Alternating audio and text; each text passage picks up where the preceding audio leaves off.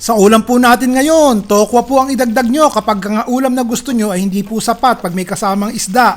Basta lagi pong tustahin ng maigi ang tokwa at isda para pagsubo ng ulam kasama kanin, iisa lang ang lasa, malutong at di na po halata ang tokwa. Basta pag mabango na po ang nasangkot yan yung luya, sibuyas, bawang, ibuhos nyo rin po ang isang latang gata, lagyan na po ng patis, pamintang durog, kung may sisinong cube po, lagyan na rin, para habang hinihintay magmantika, kasado na po ang lasa. Tsaka nyo po ibudbod ang yellow curry powder. Kayo na po ang bahala kung matapang ang gusto nyo sa curry o hindi.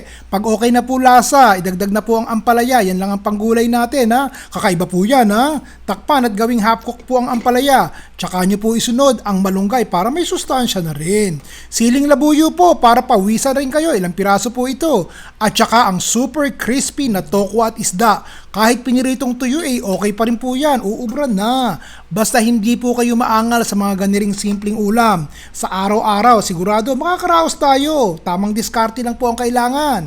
Kahit pa wardi-wardi basta ang mahalaga mainit, maraming sabaw at malasa. Si Ron Bilaro.